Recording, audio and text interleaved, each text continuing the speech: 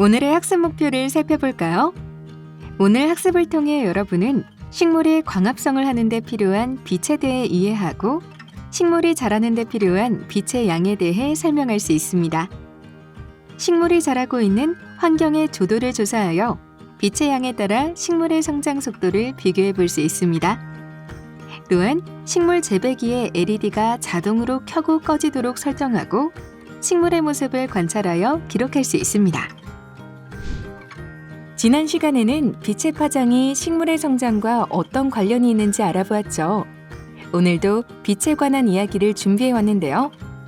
눈으로 볼 수 있지만 만질 수도 없는 빛. 오늘은 빛과 식물의 성장에 대해 알아볼까요? 선생님, 집에 시들해진 식물이 있는데요. 식물 재배기처럼 형광등에 빨간 셀로판지를 붙이면 건강해질까요? 식물 재배기는 빛의 파장과 양을 늘리기 위해 여러 종류의 LED를 많이 사용해요.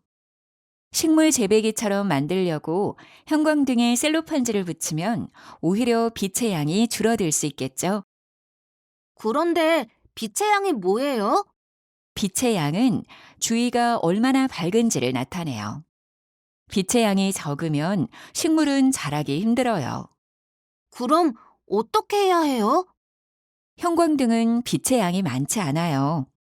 그래서 빛을 좋아하는 식물은 햇빛이 잘 드는 곳으로 옮겨주는 것이 좋아요. 형광등만 있어도 잘 자라는 식물도 있지만 형광등으로는 필요한 빛의 양이 모자라 시드는 식물도 있어요. 이런 식물은 빛의 양이 충분한 곳으로 옮겨주어야 하죠. 그런데 눈에 보이지만 만질 수도 없고 그 부피나 무게를 잴 수 없는 빛의 양을 어떻게 알 수 있을까요? 이번 시간에는 빛의 양에 관해 알아보고 빛의 양이 식물의 성장에 어떤 영향을 미치는지 함께 배워보도록 하겠습니다.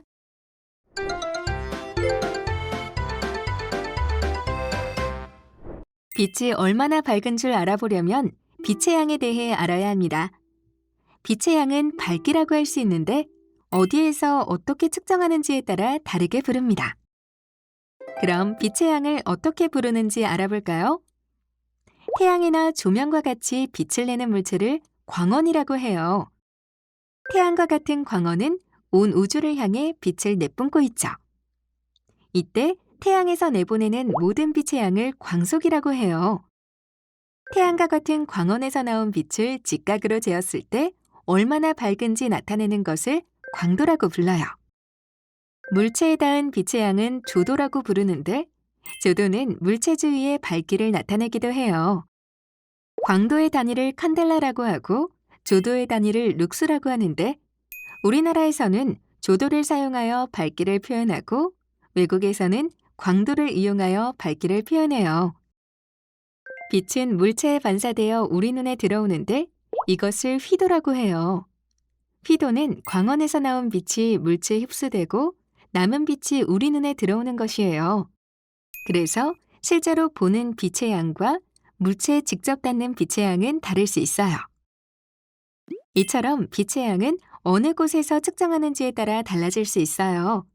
그리고 우리가 눈으로 보는 빛의 양과 식물에게 닿는 빛의 양도 다를 수 있는 것을 알 수 있겠죠?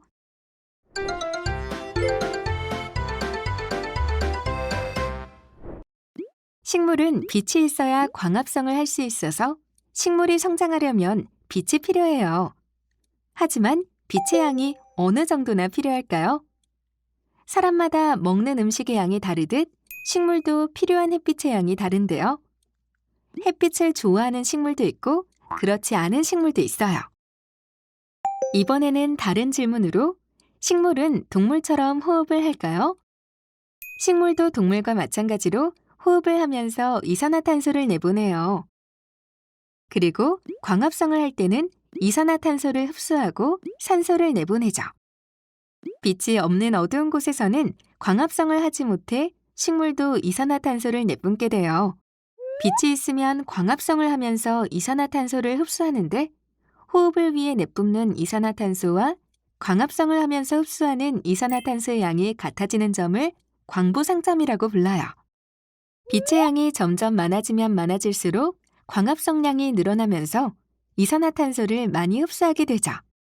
그런데 어느 순간부터는 빛의 양이 많아져도 광합성량은 늘어나지 않게 돼요. 이때를 광포화점이라고 부릅니다.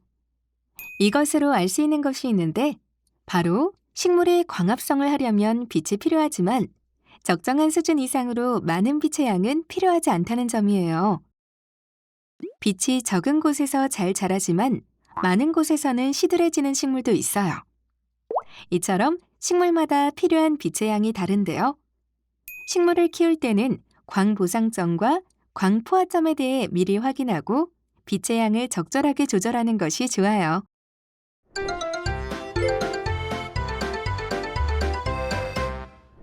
식물마다 필요한 빛의 양이 다르다는 것을 알았죠. 그렇다면 식물을 키우기에 적합한 빛의 양을 가진 장소는 어디일까요? 스마트폰에는 빛의 밝기를 측정할 수 있는 조도 센서가 있어요. 그래서 스마트폰에 조도를 측정할 수 있는 앱을 설치하면 스마트폰 주변의 조도를 측정할 수 있어요. 지금은 미리 측정해 놓은 것을 비교하면서 간단하게 설명할게요. 실내 조명 아래에서 책상 위와 책상 아래의 조도를 측정한 값이에요. 이번에는 운동장에서 시간 차이를 두고 조도를 측정해 보았어요. 처음 측정한 값과 두 번째 측정한 값이 서로 달라졌죠. 왜 그랬을까요? 시간이 지나면서 햇빛이 약해졌기 때문이에요. 그리고 조도를 측정했을 때 스마트폰의 각도에 따라 값이 바뀔 수도 있어요. 이처럼 빛의 양은 시간이나 측정하는 위치, 각도 등에 따라 달라질 수 있어요. 그리고 계절이나 날씨에도 영향을 받을 수 있어요. 식물 재배기는 계절이나 날씨 등의 영향을 받지 않고 식물을 키울 수 있어요. 그리고 빛의 양을 원하는 대로 바꿀 수 있어요. 스마트폰으로 식물 재배기의 조도가 얼마나 되는지도 알아보고 책에 기록해 보세요.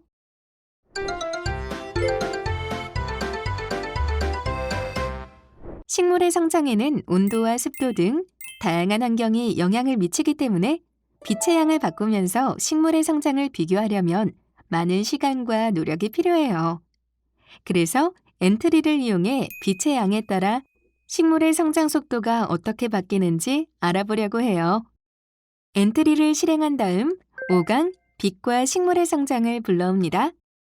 전체 화면을 클릭한 다음 시작하기 버튼을 클릭하세요.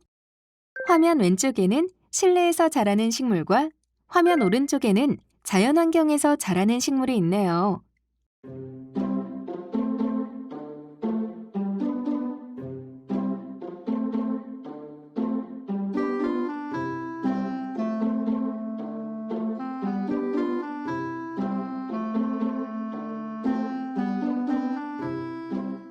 시간이 지나면 오른쪽 화분은 잘 자라지만 왼쪽 화분은 늦게 자라는 것을 알 수 있습니다. 빛의 양이 많은 곳이 빠르게 자라는 것을 알 수 있어요. 이제부터 빛의 양을 조절할 수 있도록 코딩해 볼까요? 정지하기를 클릭해 실행을 멈춥니다. 그리고 화면 축소를 클릭합니다. 밝기 증가 버튼 오브젝트를 선택한 다음 시작 블록 꾸러미에 오브젝트를 클릭했을 때 블록을 드래그합니다. 그리고 자료 블록 꾸러미에서 밝기의 10만큼 더하기 블록을 연결한 다음 값에 200을 입력합니다. 이렇게 하면 밝기 증가 버튼을 클릭할 때마다 LED의 밝기가 늘어납니다. 같은 방법으로 밝기 감소 버튼 오브젝트를 클릭하면 LED의 밝기가 줄어들도록 코딩합니다. 전체 화면을 클릭한 다음 시작하기 버튼을 클릭하세요. 밝기 증가 버튼을 클릭해 밝기를 바꿔보세요. 버튼을 클릭할 때마다 광합성량이 늘어나는 것이 알 수 있죠? 빛의 양을 늘리면 광합성량이 많이 늘어나면서 식물이 빠르게 자라는 것을 알 수 있었습니다. 그리고 밝기 증가 버튼을 많이 클릭하면 광합성량이 늘어나지만 어느 순간부터는 빛의 양이 늘어나도 광합성량이 늘어나지 않는 것을 알 수 있었습니다. 엔트리를 이용해 빛의 양을 조절하면 식물이 성장하는 속도를 조절할 수 있었는데요. 빛의 양을 늘리면 식물이 빨리 자라게 할 수 있고 빛의 양을 줄이면 식물이 늦게 자라게 할 수 있어요. 식물이 늦게 자라면 꽃이 늦게 피우고 열매도 늦게 맺도록 할 수 있겠죠.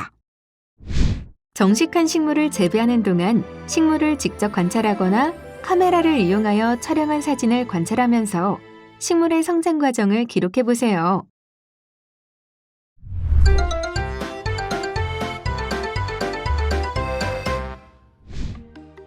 형광등이나 식물 재배기의 LED가 만드는 빛의 양은 일정하죠. 그런데 많은 빛의 양이 필요한 식물을 키우고 싶어요. 어떻게 해야 식물에 필요한 빛을 만들어줄 수 있을까요? 빛의 양을 늘리려면 새로운 광원을 놓아주면 되겠죠? 빛을 모아주기 위해 손전등이나 형광등에 조명갓을 씌워주는 것처럼 광원에서 나오는 빛을 식물에게 갈 수 있도록 모아주면 됩니다.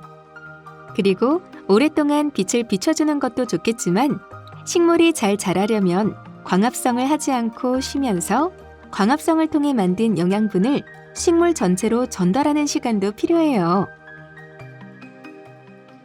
빛의 양을 조절하면 식물의 성장 속도를 바꿀 수 있다. 그렇다면 식물을 느리게 성장시키는 것도 좋을까요? 빛의 양이나 환경적인 요소를 조절해 식물의 성장 속도를 빠르게 하는 것도 좋지만 느리게 하는 때도 있습니다.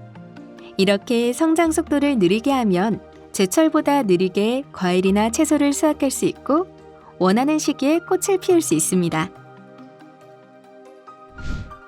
오늘은 눈에 보이지만 만질 수 없고 부피와 무게를 잴 수 없는 빛의 양에 대해 알아보았습니다. 그리고 빛의 양이 식물의 성장과 어떤 관련이 있는지 알아봤는데요. 다양한 식물만큼이나 식물에 필요한 빛의 양이 다르다는 것도 알 수 있었습니다.